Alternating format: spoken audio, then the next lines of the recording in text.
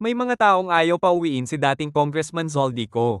Ito ang sinabi ni Baguio City Mayor Benjamin Magalong. Si Magalong ay dating miyembro ng ICI, isang komisyon na binuo ng presidente upang kuno ay imbestigahan ang nagyaring nakawan sa flood control money kung saan ay sangkot ang mga opisyal ng DPWH at mga congressmen.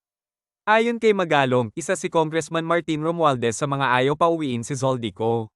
Si Martin Romualdez ay pinsang buo ni President Bongbong Marcos na itinuturo din ng sangkatutak ng mga testigo bilang mastermind sa paghimod ng mail maletang pera ng taong bayan sa pamamagitan ng mga flood control projects kasama si Martin Romualdez.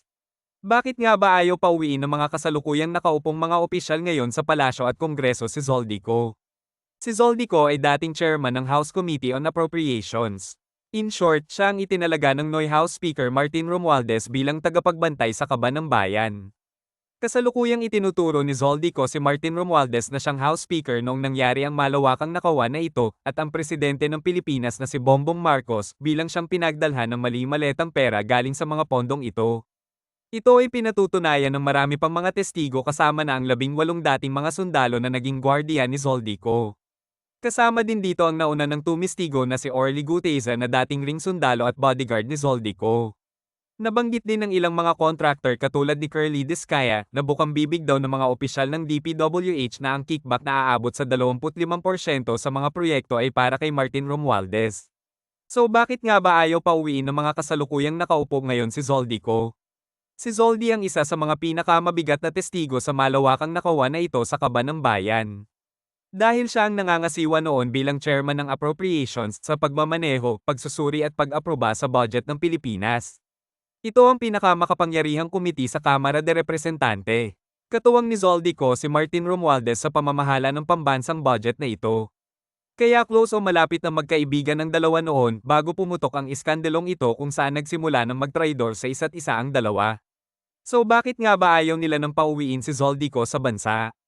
Kapansin-pansin na magmula nang pumutok ang flood control scandal, ay tila walang interes ang Administrasyong Marcos na puwersaheng i-extradite o kunin si Zoldico sa bansang kinaroroonan nito upang iharap sa mga pagdinig o paglilitis dito sa Pilipinas.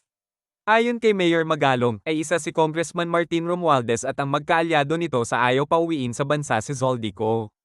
Ito malamang ay para hindi may translate o maisalin sa isang opisyal na dokumento ang salaysay nito kaugnay sa flood control scandal at maging sworn statement ito o opisyal na sinumpa ang salaysay. Dahil kapag ito ay naging opisyal na sinumpa ang salaysay, ay pwede na itong gamiting ebidensya laban kay Martin Romualdez at sa Pangulong Bongbong Marcos. Hanggang ngayon ay tila hindi nagpapakita ng determinasyon ng administrasyon na hanapin at puwersahin si Zoldico.